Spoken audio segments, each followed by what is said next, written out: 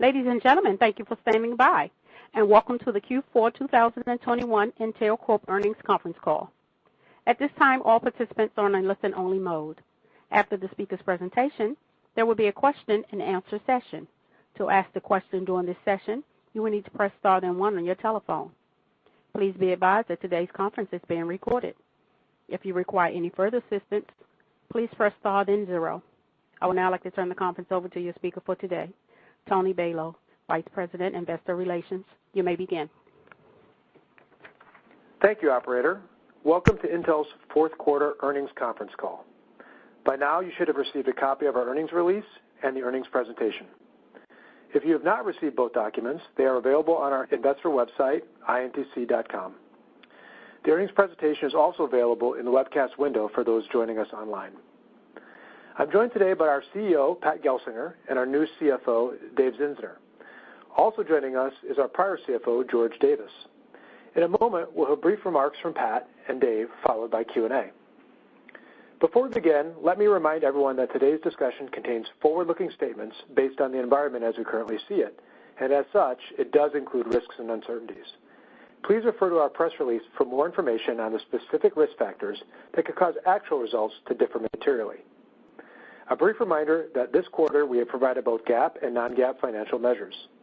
Today we will be speaking to the non-GAAP financial measures when describing our consolidated results. The earnings presentation and earnings release available on INTC.com include both the full GAAP and non-GAAP reconciliations. In today's call, we will be discussing both the Q4 2021 and the full year 2021 results, providing forward-looking guidance for Q1 22.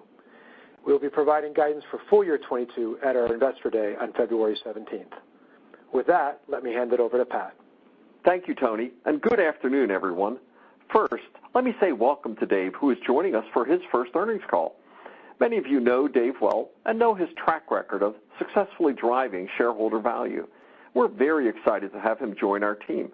I also want to take a moment to thank George for his many contributions during a critical period in the company's transformation. Everyone here at Intel wishes him all the best in his future endeavors as he begins his planned retirement in May. Q4 was a tremendous finish to a transformational year where we beat expectations on both the top and bottom line. We exceeded our guidance for the quarter by over $1 billion on the top line, finishing with our best quarter and our best full-year revenue ever. We had a record quarter for DCG where we grew 20% year-on-year and where we continue to be the partner of choice for cloud and data center customers. We expect that our Xeon shipments in December alone exceeded the total server CPU shipments by any single competitor for all of 2021. We had a record year for our client business, and in Q4 we outperformed our plan and delivered another $10 billion quarter, highlighting again that the PC is more essential than ever. Continuing our momentum as the market leader in ADAS and AV solutions, Mobileye grew more than 40% year-on-year in 2021, delivering a 14th consecutive year of revenue growth. And finally, IOTG had another billion-dollar quarter to cap a record year as the need for compute at the edge continues to grow. Supporting these record results, our manufacturing network continued its superb execution throughout the year. As an IDM, we were able to rapidly adjust to support customers' mix changes, often within normal lead time, and manufacture more than 2 million wafers. We broke ground on 2 new fabs in Arizona 3 months ahead of schedule as part of the largest overall manufacturing expansion in Intel's history, and all while managing a challenging COVID environment and focusing on the safety of our employees, suppliers, and partners. We also took several in a series of key steps to shape our business. To begin with, we recently completed the first close of the sale of our NAND business on time, a critical step in optimizing our portfolio in line with our new strategy. Second, we began unfolding our plan to find innovative ways to sustainably unlock shareholder value with the announcement of our intent to take Mobileye public in 2022. Third, just last week we announced our new manufacturing site in Ohio, which will support our future growth and advances our plan to create a more geographically balanced, resilient supply chain. While there's a lot left to do, We're building momentum, and we intend to continue our laser focus on execution, innovation, and growing the business. Finally, Q4 was a sacred moment for the entire technology industry as we led the 50th anniversary celebration of the Intel 4004, the chip that changed the world. Microprocessor technology sparked by the Intel 4004 allows us to stay connected during the pandemic. It has opened up new ways to work and learn.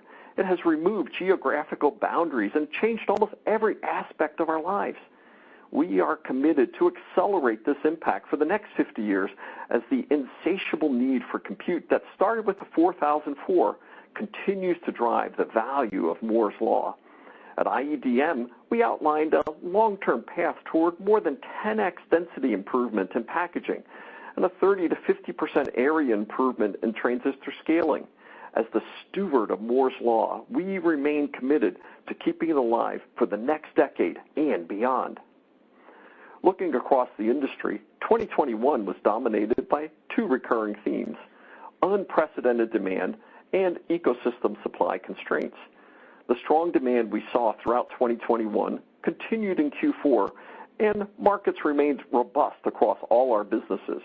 We expect this trend to continue as the digitization of everything, driven by the four superpowers of AI, pervasive connectivity, ubiquitous compute, and cloud-to-edge infrastructure, leads to an era of sustainable growth. 2021 marked the best year in a decade for the PC industry, with third parties reporting a growth rate of approximately 15%, driven by higher PC density, shorter replacement cycles, and increased market penetration.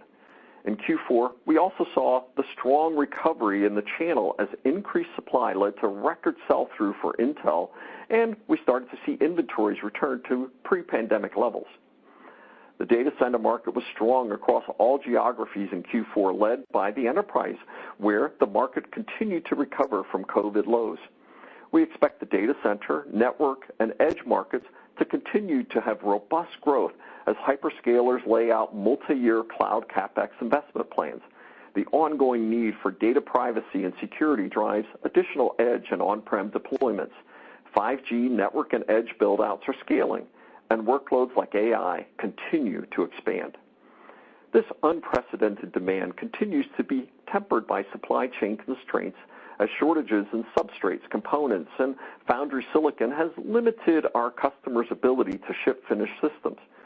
Across the industry, this was most acutely felt in the client market, particularly in notebooks, but constraints have widely impacted other markets, including automotive, the Internet of Things, and the data center. As we predicted, these ecosystem constraints are expected to persist through 2022 and into 2023, with incremental improvements over this period. The industry will continue to see challenges in a variety of areas, including specialty and overall foundry shortages, substrates, as well as third-party silicon. While constraints will remain, our IDM 2.0 strategy affords us a superior position to navigate this environment. With control over our manufacturing network and supply chain, we are able to react to rapid changes in demand and help solve challenges for our customers, suppliers, and partners. Equally important as an IDM, we remain more resilient to foundry price increases, as only a minority of our volume is produced by third parties. Turning from the ecosystem to Intel, we made incredible progress over the last year, improving our execution in technology development, manufacturing, and product leadership. With unprecedented transparency, we laid out an ambitious path to deliver 5 process nodes in 4 years and regain process performance parity by 2024 and unquestioned leadership by 2025. We are shipping Intel 7 in volume today. And as I was able to say last quarter and can reaffirm today, we remain on or ahead of schedule for Intel 4, 3, 20A, and 18A against the timelines we laid out in July. Our manufacturing execution continued to improve, and in Q4, as we shipped a record number of servers, and we have more than a 30% year-on-year reduction in 10-nanometer wafer costs. We had record quarterly increase in our substrate capacity with our vendors, and we accelerated our pace of innovation with a record number of PDK releases and new product introductions in our factories. Finally, as part of our strategy to use both internal and external manufacturing, we signed multiple long-term supply agreements ranging from foundry partners to substrates to equipment suppliers that will support the growth of our business for years to come. In particular, we announced a deepening of our ASML partnership and our leadership position with the second generation of EUV High-NA. In client, we had another $10 billion quarter, and 2021 was our sixth straight year of revenue growth. We feel great about our position within the sustainably larger client market, and we had an all-time record shipments with customers like Dell. We have a great product lineup starting with Tiger Lake, which has now shipped over 100 million units, making it the fastest ramping notebook in our history. We are extending our leadership position further with products like our 12th generation Alder Lake, the fastest client processor ever, which is now shipping to over 140 customers in 30 countries around the world. As our first performance hybrid product, it features the highest performance CPU core Intel has ever built, as well as efficient cores optimized for power. It leads the industry transition on DDR5 and PCIe 5 to enhance gaming and creator experiences. The Alder Lake family will scale across every PC segment, from ultra-thin and light laptops to enthusiast desktops, where we've now set new overclocking records, to mobile gaming, where the Core i9-12900HK, the world's best mobile gaming processor, is up to 40% faster than the prior generation. Following on the success of Alder Lake, we will continue to build momentum later this year when we expect to introduce Raptor Lake, which is already booted in our labs. In addition to leadership products, we are also driving platform innovations, and at CES we unveiled our third Gen Evo Platform. This new generation includes features like intelligent collaboration to optimize remote work and learning experiences, as well as Thunderbolt 4 and Wi-Fi 6E. With no legacy Wi-Fi interference, Wi-Fi 6E will enable incredible performance with low latency, the biggest Wi-Fi advancement in 20 years. We are further reinvigorating the PC ecosystem with technologies like Screenovate, which provides a seamless multi-device and screen sharing experience, which will begin rolling out on select Intel Evo platforms starting later this year. Driven by the strong product and platform lineup, we feel confident in our ability to compete and drive growth going forward. Our data center group had its best quarter ever as customers continued rebuilding their confidence in choosing Intel. Enabled by our IDM advantage, Ice Lake server shipped more than 1 million units, equal to the amount we had shipped in the prior 3 quarters combined. All of our OEMs are currently shipping systems, and all of our major cloud customers have announced instances, including our third instance with Amazon Web Services. Going forward, our roadmap only gets better, and we expect to ship initial SKUs of Sapphire Rapids to select customers in Q1. Sapphire Rapids will offer significant performance improvements across a range of workloads, including AI, where we are targeting up to 30x total gain for Xeon. This demonstrates that a general-purpose CPU with built-in AI acceleration can solve even more customer use cases that once necessitated GPU acceleration. Customers remain excited about Sapphire Rapids, and it has been chosen, along with HPE, to power the new Kestrel supercomputer. Built for the U.S. Department of Energy's National Renewable Energy Laboratory, Kestrel will accelerate discovery of renewable power. Once completed in 2023, Kestrel will have more than 5 times greater capability than NREL's existing system, with approximately 44 petaflops of peak performance. Beyond the core data center, we continue to build on our leadership position from the network to the edge with our comprehensive portfolio of hardware and software solutions. We are leading the transformation of the network, where our Xeon and FlexRAN software are used in almost all vRAN commercial deployments. We are driving AI inferencing adoption at the edge with our OpenVINO software and partners like BMW Group and Samsung in the factory and medical environments. And we are extending the IPU ecosystem and accelerating the creation of fully programmable network by collaborating on new FPGA-based IPU solutions with Inspur, Rugi Networks, and Silicom. In our discrete and accelerated graphics business, we are starting the year very quickly. Alchemist, the first product in our Intel Arc discrete graphics lineup, is now shipping to customers with more than 50 new mobile and desktop designs, including with Acer, Asus, Dell, HP, Lenovo, Samsung, and others. Our Arc family of products will scale from mainstream up to the performance graphics segment and will be available in the market later this quarter. In high-performance computing, our Ponte Vecchio GPU is already sampling to customers. With 100 billion transistors, Ponte Vecchio has our highest compute density ever and, along with Sapphire Rapids, will power the 2 exaflop Aurora supercomputer at Argonne National Laboratory. There are over 100 HPC applications running on Ponte Vecchio, which, enabled by one API, provides a unified and open programming model across CPU and GPU. We are working with numerous partners and customers, including Atos, Dell, HPE, Lenovo, Quanta, and Supermicro, to deploy our HPC-tuned CPUs and GPUs in their latest systems. Our IFS business continues to see strong and enthusiastic customer support. We have a strong pipeline of potential customers, and IP development with the ecosystem is progressing well. We are shipping for revenue on our packaging solutions, and we continue to expect customer test chips in our factories on our Intel 16 process this year. Innovations like RibbonFET and PowerVia are proving to be very attractive features to potential customers, and the Intel 18A design kit has now been released to 3 RAMP-C customers. Overall, we are ahead of where I thought we'd be, and I am thrilled with the progress of our IFS team.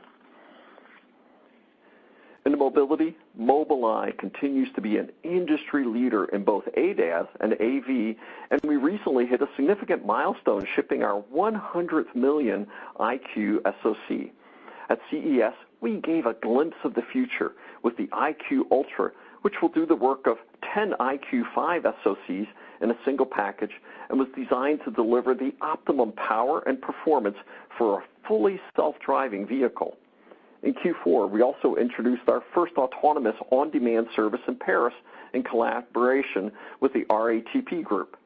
Paris is the latest in a list of locations where Mobileye is piloting autonomous vehicle test fleets, including New York, Munich, Detroit, Tokyo, Israel, and China.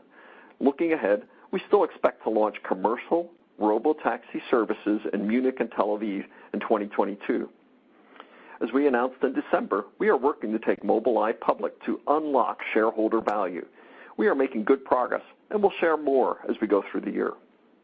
You'll hear a lot more about how we are re-architecting our business for growth as part of our upcoming Investor Day. We will lay out details on how we are leveraging our core strengths to accelerate our plans and how we are uniquely positioned to create value. We'll give you the proof points you should expect to see in 2022 that show that we are on track for a long-term plan, all backed up by the transparency and accountability that our new reportable segments will provide. Let me close by saying again that Q4 was an incredibly strong finish to a great 2021, and I believe that with growing markets, our strong product roadmap, and our increasingly solid execution, 2022 will only be better. In fact, just in the past 24 hours, we were pleased to see the ruling from the General Court in Europe and their decision to overturn the 1.1 billion euro fine. The semiconductor industry has never been more competitive than it is today, and we look forward to continuing to invest and grow in Europe. At the same time, here in the U.S., we were very excited to see the progress on the CHIPS Act, with the House introducing their version of the bill yesterday. The President and other members of the administration have been clear on the importance of this transformational investment, and it's encouraging to see the strong bipartisan and bicameral support as we continue to work together to address the long-term impacts of the semiconductor shortage, restore U.S. leadership in this critical industry, and rebalance the global supply chain. With that, let me turn it over to Dave. Thanks, Pat, and good afternoon, everyone. First, let me say how happy I am to be part of Intel. It's a really exciting time, and I'm looking forward to the opportunity to support Intel's transformation and plans for growth. I think we have a great opportunity to drive compelling returns and shareholder value, which all starts with the plans that we will lay out for you at Investor Day in February. Q4 was a record quarter, delivering a stronger than expected finish to another record year. Both DCG and IOTG achieved record quarters, with CCG, IOTG, and Mobileye delivering full-year record revenue. Q4 revenue was $19.5 billion, exceeding our guidance by $1.2 billion. The revenue beat was broad-based, led by stronger-than-expected enterprise and government demand in data center, desktop PC strength, and better-than-expected notebook demand. Gross margin for the quarter was 55.4%, exceeding our guidance by 190 basis points due to strong flow-through on higher revenue. Q4 EPS was $1.09, 19 cents above our guide due to strong operational performance. For full year 2021, we achieved record revenue of $74.7 billion, up $1.2 billion from our previous guidance, and up 2% year over year. 2021 gross margin was 57.7%, and EPS was $5.47, up 37 cents year over year. We generated $11.3 billion of free cash flow in 2021, approximately $1 billion lower than prior expectations, as higher net income was offset by Q4 working capital fluctuations. Now turning to our business units. CCG delivered record annual revenue, its sixth straight year of revenue growth, up 1% year over year and up 6% when excluding the modem and connected home divestitures. For the quarter, revenue was $10.1 billion, up 5% sequentially on strong commercial demand. Platform ASPs were up 15% year over year on a richer mix, driven by strong demand for our highest performing platforms and industry-wide constraints, leading our customers to prioritize limited components to higher-end systems. Operating profit was down 3% year over year on increased spending to further strengthen our product and platform roadmap. The Data Center Group delivered a record $7.3 billion in revenue for Q4, up 12% sequentially and up 20% year over year on strong enterprise and government demand. Full-year revenue was down 1% due to a slower-than-expected recovery earlier in the year, as well as competitive pressure, partially offset by stronger enterprise and government and communications service provider demand.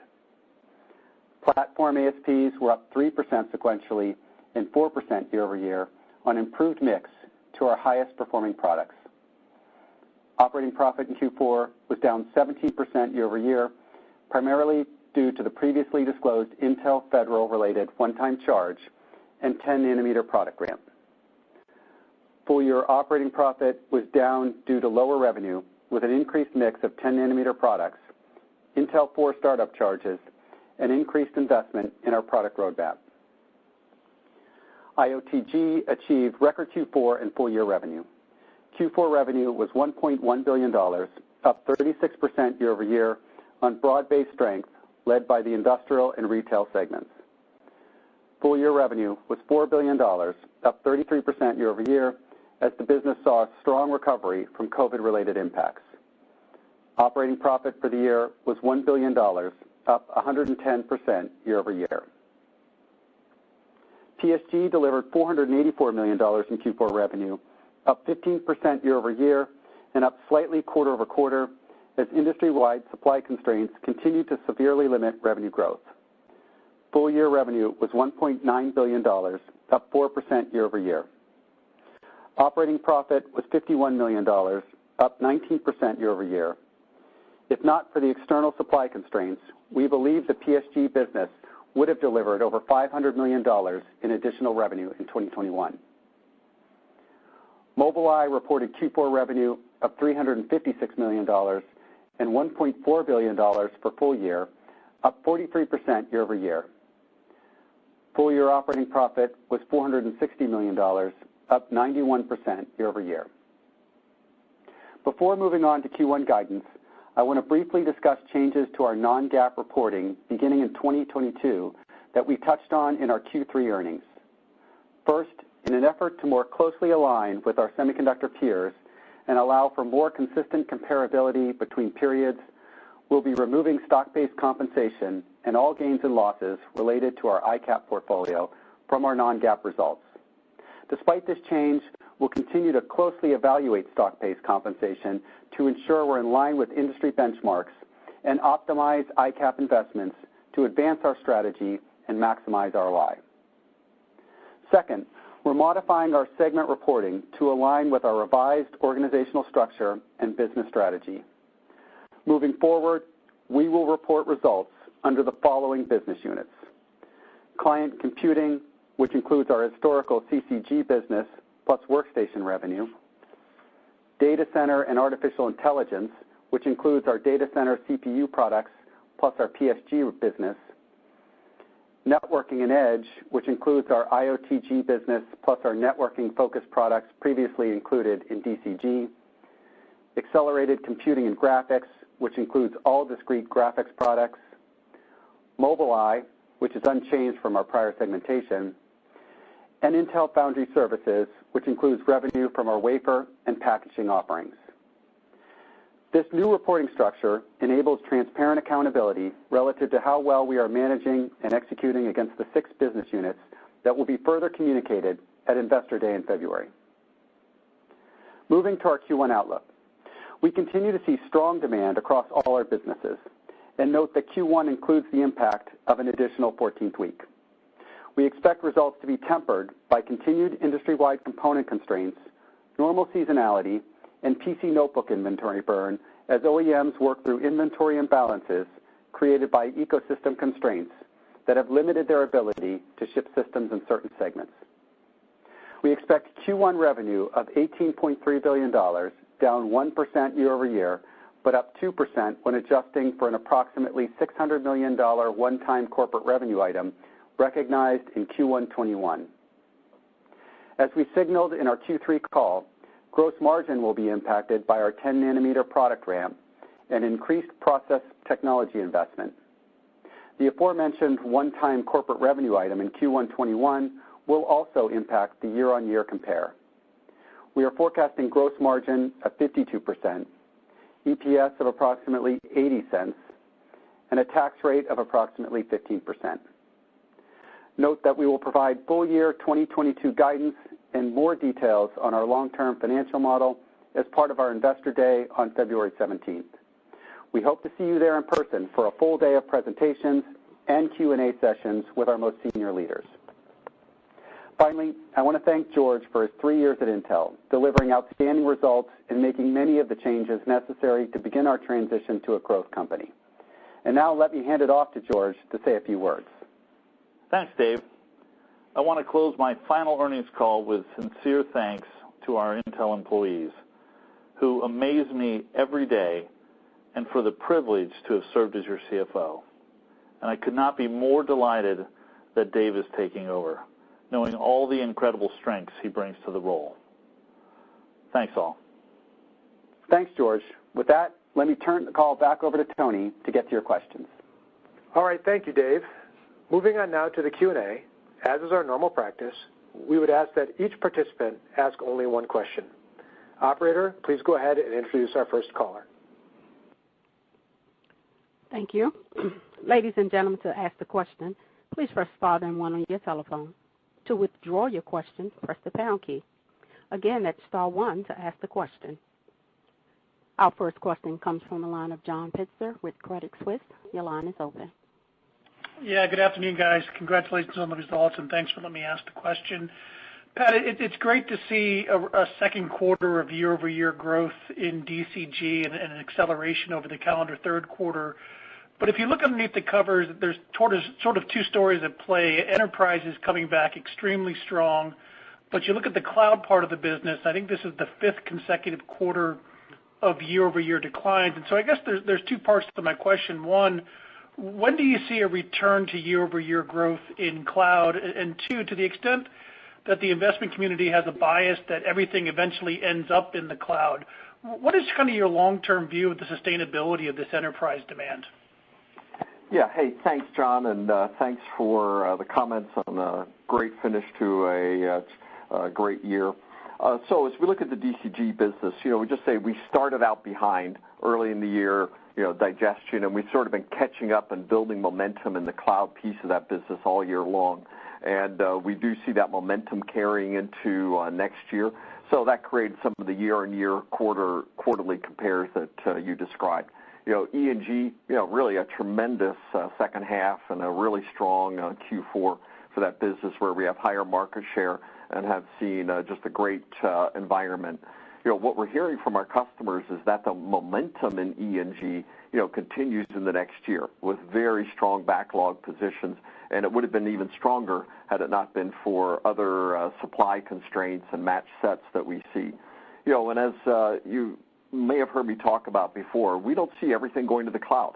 We see this balance of on-prem and cloud-based delivery, and cloud continues to grow, faster than on-prem, but workloads continue to grow on-prem. Also, we expect to see an acceleration of edge-based, and I spoke about this at our innovation conference, where the big story as we get out to 2 or 3 years from now is going to be accelerating edge growth. And that's an area that Intel has a very strong position in the edge, very high market share, leadership platforms in 5G, in inference and AI. So overall, we expect to see a very balance across our portfolio. We do see strength to see growth in our cloud business next year, continued sustainability of E&G, but the real story over the next couple of years we see as explosive edge growth. Thank you. Thank you. Our next question comes from the line of Ross Seymour with Deutsche Bank. Your line is open.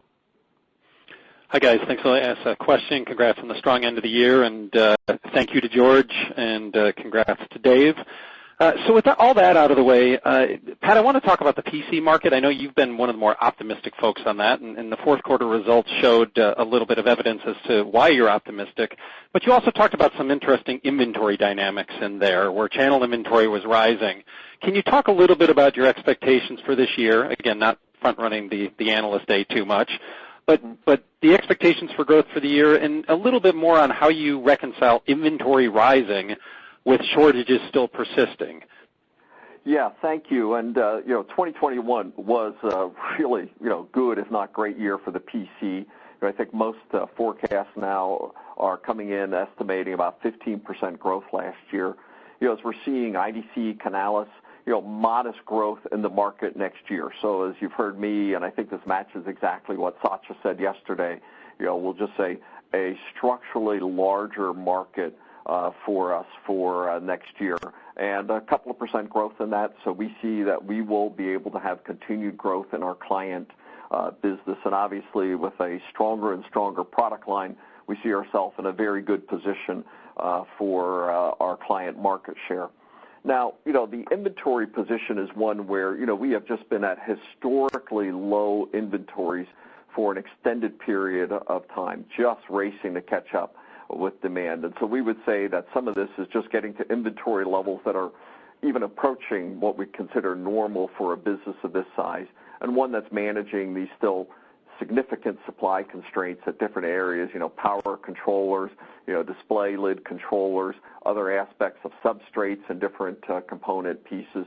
So a lot of these challenges, have really led to, I'll just say supply issues, throughout the customer base. So as we go to next year, we hope to see some of those starting to moderate and turn to a more normal behavior in the industry. In particular, the channel inventory levels, the ones that were, essentially zero, right, for almost all of the year. And now we're starting to see just a little bit of build back in that area, which, particularly for our channel and distribution partners, is sort of for the first time giving them something to sell, for the whole year. So a lot of response positively there. And overall, we still see that the PC is now becoming this essential part in an increasingly work from home, learn from home environment. Windows 11, a strong upgrade cycle being introduced by that.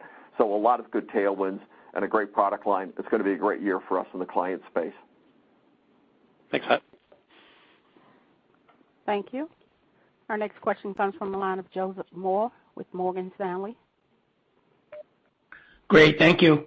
I wonder if you could talk about the capital spending a little bit. And again, I don't want to tread on material you're going to cover at the Analyst Day, but the footprint in Ohio, the various comments that you've made about not being able to foresee having too much capacity in the next couple of years. As you think about that, how much of that is your existing x86 business versus foundry and other opportunities? And any sense for the capital spending you talked to this year, how much of that is going to be buildings versus equipment? Yeah, thanks, Joe. And I'll kick it off and ask Dave to comment as well. Overall, we would just say that supply constraints. We just have a lot of catching up to do in building out the capital footprint. And some of that is catching up. Some of that's building for the new process technologies, our 5 nodes in 4 years.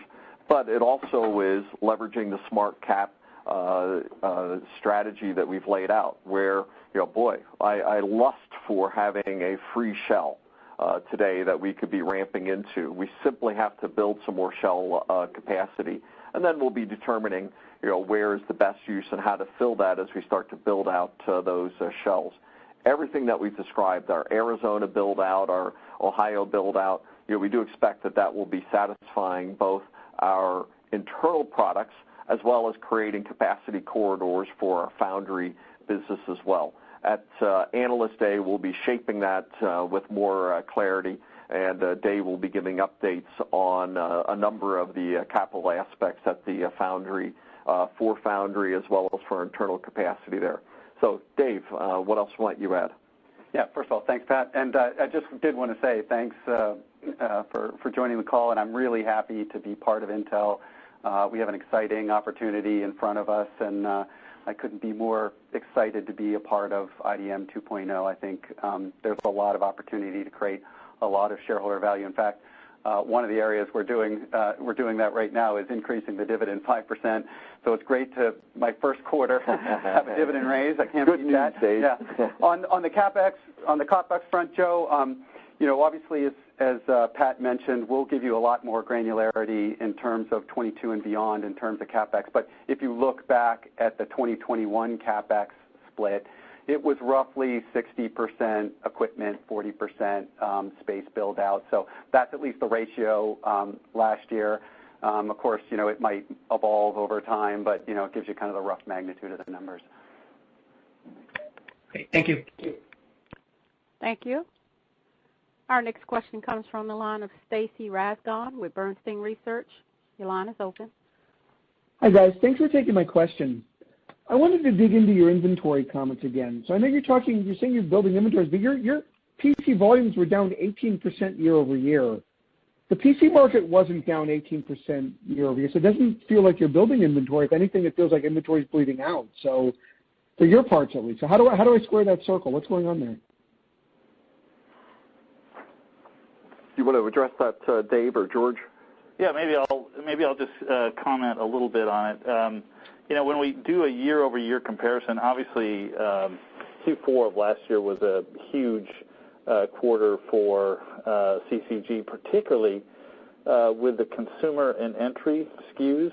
And so what we've seen really, starting with the second half in particular for 2021, is a rotation out of the consumer and entry area into what we call our big core notebooks and our desktop, which desktop had really dropped off, and now we're seeing kind of a strong recovery there. So if we think a little bit about the growth of CCG year over year, we certainly look to be growing lower than the TAM, but if you take into account the fact that you look at our exit of modem and our exit of home gateway and the impact that had on a year-over-year comparison, that's about six points of growth.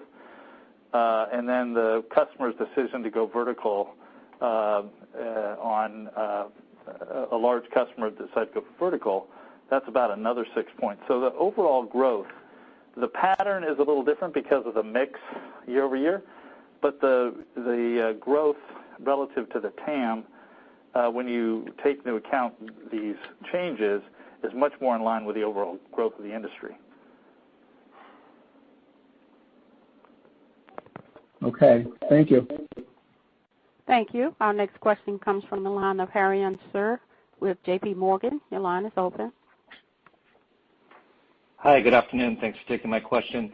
So On Intel Foundry Services, it appears that the team is off to a good start. Looks like a lot of good early engagements. If I'm a potential IFS customer and I start my design today, realistically, right, I'm not expecting my chip design to be ready for manufacturing conservatively for at least 2 years, because that's just how long the design cycle times are for these leading edge chips. And it seems consistent with your prior commentary on IFS customers more focused on your 20 and 18A nodes, which is kind of 2024, 2025 timeframe. So if I think about the real big Capex outlays to support IFS, my assumption is that it's probably not until 2024 or maybe even 2025 timeframe. Is that kind of the right way to think about it, that most of the Capex spend for IFS is probably 2 to 3 years away, and more of the Capex spend over the next 2-3 years is to support growth of the core compute businesses? Yeah, your comments sort of dimensionalize it almost right. The key thing to augment what you said is that to be able to put the capital in place in 24, 25, you have to be building the shells in 22, 23.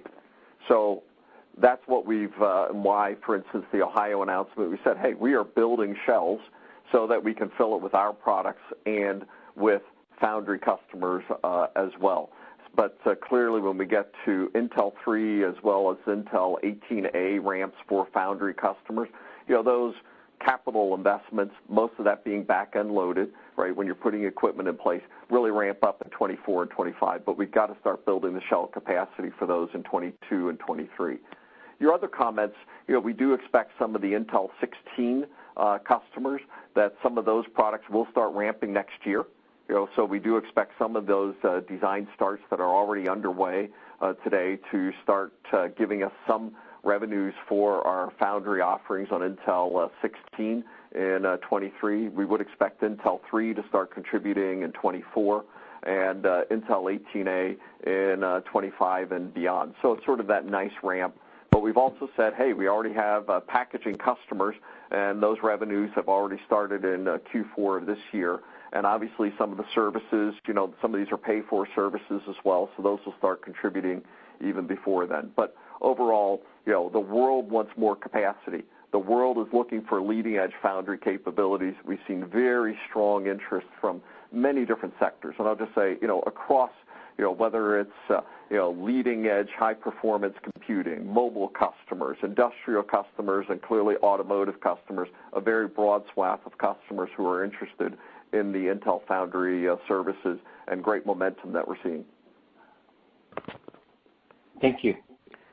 Thank you. Our next question comes from the line of Vivek Arya with Bank of America. Thanks for taking my question, and thank you to George, and welcome to Dave. I actually had a near and longer term question on gross margins. So in the near term, I'm wondering the 52%, how does this kind of evolve through the year? I know you're not planning to give a specific number right now, but what are the puts and takes and kind of the key drivers? Is this the floor or ceiling or kind of the average level that we should be thinking about? And then longer term, Pat, how do we reconcile that your main competitor, who is kind of just fabless, is pretty much at these same gross margins without having to spend any of the Capex that Intel plans to spend? When can Intel start using the pricing power in the markets where you have very large incumbency? Thank you.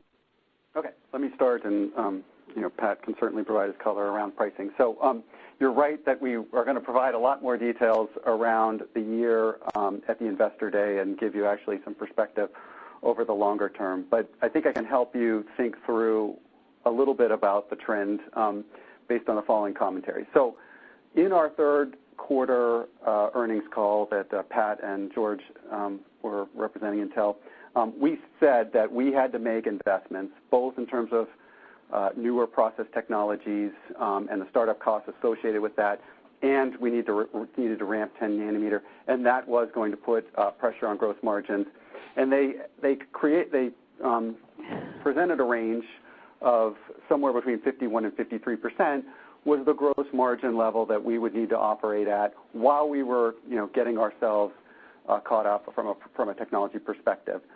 So we're in that range for their guidance of 52%, and we feel very good about 51 to 53% range for the year. So that's so when you look at this number, it can bounce around a little bit, but the 51 to 53% range we've given, we feel real confidence around for the time being. Now, after that, as we get back to a leadership position in terms of technology and in terms of products, of course, there's absolutely opportunity to improve upon that, and we will, I think, provide you good evidence of that at the Investor Day in February. So that should give you some incentive to come. And, a couple of comments on the longer-term margin picture. As we said, leadership products, when we get to process leadership, right, and the nice cadence for those process technologies, those will become nicely accelerants, and we said that we will see our margins recover in the latter part of the 5-year window that we gave guidance on in our last earnings call. So we do see those as contributors, and we'll see our margins rise over time as a result. Additionally, we do expect our long-term margins to be a composite of our foundry business, which will be on the lower end of the margin range that we'll operate the company in, and combining that with the higher end of our leadership products as those occur. So, we'll be giving a better characterization of that at our investor meeting as well. Further, we'd say, over time, we think we have a structurally superior margin model for our business, where I think everybody's seeing acute inflation in foundry costs and others in the industry, where our factory network will give us a lot more opportunities to, create a more balanced cost structure that others in the industry will not be able to accomplish.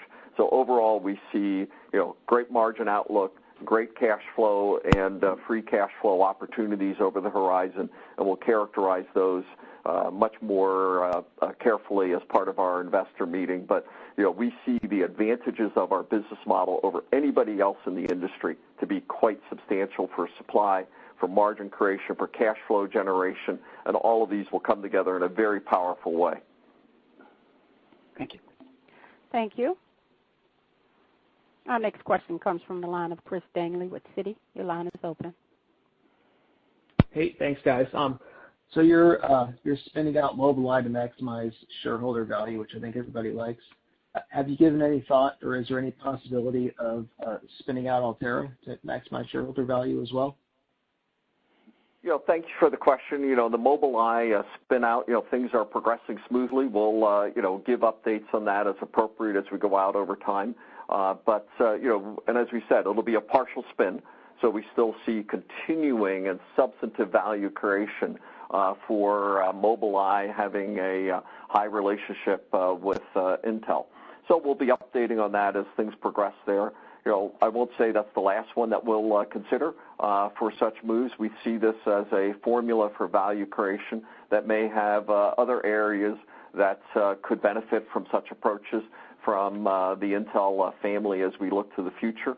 And we said this is a model for value creation that we think is a powerful one, and one that we'll be exercising in the industry. But we have no other specifics to talk about at this time. But keep showing up. We're going to have lots of good things to talk about. Thanks. Thank you. Our next question comes from the line of Timothy Arcuri with UBS. Your line is open. Thanks a lot. Pat, I had a question about how you think about DCG and your server share, and obviously Sapphire Rapids is going to be a lot more competitive, but Gen Evo is also going to be ramping kind of right on top of it. So is there kind of a line in the sand that you think of that you won't let share go below X percentage? Can you just talk big picture about how you think about market share in server? Is there a threshold over which you'd use price to get more competitive? Thanks. Yeah, thank you. And overall, we do see that the product line is getting more competitive. Sapphire Rapids will be a stronger product, but we're already seeing that the product line is getting more competitive with Ice Lake, and our Q4 numbers on Ice Lake were very good. And we see the Q4 equaled all of the shipments of the first 3 quarters of the year. So Ice Lake is an improvement. Sapphire Rapids gets better. We do expect that there's going to be a bit of to and fro with the competitive alternatives where they'll deliver a product, we'll deliver the next product. And as you've heard me say, we are on a path to sustained, unquestioned leadership. And in this area, it's going to take us a few generations until we're unquestionably in a leadership position. But we believe our product teams, our packaging teams, and our process technologies, our factory capacity, all of these give us the tools to create leadership products. And then we combine that with our platform leadership and our software technologies. We have a path to unquestioned leadership over time. Obviously, we believe we're going to have a superior cost structure, as you've already touched on, given that many of our server products come from our factories, so we're going to be in a better margin and cost position and capacity. So we think we have a lot of tools to address market share over time, and we're going to dimensionalize the business a bit more as part of our Analyst Day coming up. Thank you, Pat. Thank you. Our next question comes from the line of Matt Ramsey with Cowen. Your line is open. Thank you very much. Good afternoon, guys. Just following up on the data center group, the revenue very strong, but the operating margin, I think, was down 10 points year over year. And I wanted to dig into that a little bit. The slides and the release mention an Intel federal charge, if you guys could quantify that. But the bigger part of the question is now with the Ice Lake ramp, there's a lot more volume in DCG that's going on to the 10-nanometer node. And my question, Pat, is do we need to evolve the product set to where we get to Granite Rapids and we get off of 10-nanometer before we see margin improvement in DCG, or is there going to Sapphire Rapids and a tiled approach with smaller tiles while still on 10, is that enough for the margins to recover? Thanks. Do you want to start that, Dave? Yeah, I'll start. Okay, And and I'll pile on. Yeah. So, I mean, just in the strict walk of the operating margins of the DCG business, so it's some of the things I talked about in terms of the aggregate story around gross margins. There's the ramp of 10 nanometer for the data center space. There's higher startup costs associated with new process technology, so that's certainly driving it. We also had a one-time charge in our E&G business for a federal charge that also negatively impacted the operating margins. And then lastly, as we talked about, we are continuing to ramp up our investment in terms of product technology in R&D, and so we had some increased OpEx investment that also drove it. But all of this is kind of executing to the plan that Pat laid out a quarter or so ago, and so this is all part of where we wanted to be at this point to drive the future of the company. Yeah, and I'd say over time, we absolutely expect that we're going to improve the operating margin of this business again. And, we haven't ramped the new node for 5 years in our data center business. And, that's something that, it's an embarrassing thing to say on the one hand. And obviously, as a result, we've been in an area that we shouldn't have had operating margins that high in this business. It's just been that we've been running on very mature nodes, well past the time that a normal cycle should be. And now we're aggressively ramping 10. We're also starting to ramp the cost of 7 and 4 as well. So all of these taken together, I think you're seeing, a very unusual period in the gross margins and operating margins of this business. We fully expect that this is a very healthy business for us long term. And as we're going through this cycle of new process technologies, investments in the business, nothing here is surprising to us, and you can expect that over the long term, this is a great business for Intel as we ramp leadership process technologies with unquestioned leadership products. We're going to do well here. Thank you. Our next question comes from the line of Srini Pajjuri with SMBC Nikko. Your line is open. Thank you. Dave, a question on gross margins, actually a clarification. If I take your, I guess, the fourth quarter result, 55%, and then add back the federal charge, and then you're guiding to 52% for Q1, that's roughly 5 to 6 points of drop. So I'm just wondering what are some of the puts and takes that impacting, if there are any, I mean, I see the headwinds that you talked about, but I'm wondering if there are any tailwinds or mix-related impacts as well. Thank you. So definitely the federal charge not repeating itself in the first quarter is certainly helpful, and there are a couple of mixed benefits that we're seeing. But the charges associated with ramping 10 nanometer, particularly in the data center space, and the startup costs on Intel 4 are predominantly what's driving the reduced gross margins. But again, it's exactly where we thought we would be in the first fiscal quarter. I mean, this is the number that we were planning to drive the business to, and ultimately the ROI on all the investments we're making that drive headwinds in the gross margins for the first quarter, will turn around and drive a very good ROI down the road. Thank you. Thank you. Our final question comes from the line of Ambrish Srivastava with BMO. Your line is open. Hi, thank you. Pat, I just wanted to check in on the expansion plans that you have. How much of that is dependent on the CHIP Act passing and also from other incentives? And I asked that because I was listening to your presentation, I guess early in the week at the Ohio site, and you did make a comment there urging attendees to make sure that they weigh in to the extent that they can to get the CHIP Act passed. So I just was wondering how much of the expansion plans are dependent on the Act here as well as in Europe, some government incentives. Thank you. Well, thank you for that question. It's what I hoped would be raised in the call. So thank you for that. And I'll just say overall, I mean, it was just a fabulous day in Ohio, right? The enthusiasm we've gotten, and as I said at the event, we helped put silicon into Silicon Valley. We established the Silicon Forest in Oregon, the Silicon Desert in Arizona, and now the Silicon Heartland. And the enthusiasm we've gotten from the leadership there, the governor, the congressional leaders, and being able, for this farm kid from Pennsylvania to stand on stage in the White House and say, now it's my pleasure to introduce the President of the United States of America, just surreal.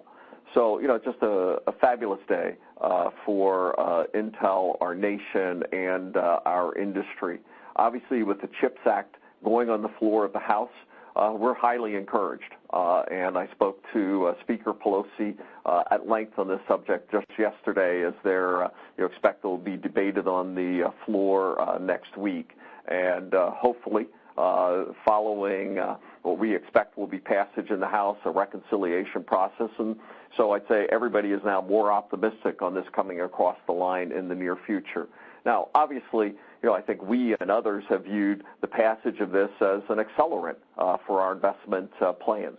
And, as I've said very clearly, hey, we're going to build a site in Ohio. It could either be small or it could be big and fast. And with the passage of the CHIPS Act, it's going to be bigger, and we're going to build it out faster as a result. And we think that's good for our company. Even more important, it's good for our nation as we rebuild a resilient, globally balanced supply chain. And the events of just yesterday, getting the bill on the House floor, I think is a very, very good sign for all that will get this across the line. But even more so, right, we see acts in Europe that are gaining momentum as well, in the EU CHIPS Act as well. And we've been quite involved in that domain, and we hope to see our expansion plans accelerate in Europe as well. So overall, all of these things will simply benefit the industry, but it certainly will accelerate our investment plans as it makes us more competitive globally to be for our products, but even more so for our foundry business as well. So thank you for that question. And with that, let me again, I do want to say, thank you to Dave joining us for the first time. George, thank you again for your support for the years that you've contributed in this critical period of the company. And, I do want to remind you of the strategies. We're going to build the team, improve the execution. As we look back on 2021, we've made tremendous progress across all areas that we've laid out. We still do have a lot of work to do, but we're focused, energized, and momentum is building. And I look forward to sharing our progress with you as we continue on this amazing journey. and Investor Day is coming up. We're going to lay out the strategy. We got a lot to say, and this is a great business. We've finished a great year. Thank you all for joining us today. Thank you, Pat. Thank you, Dave and George. Operator, can you please close the call? Ladies and gentlemen, this concludes today's conference call. Thank you for your participation. You may now disconnect.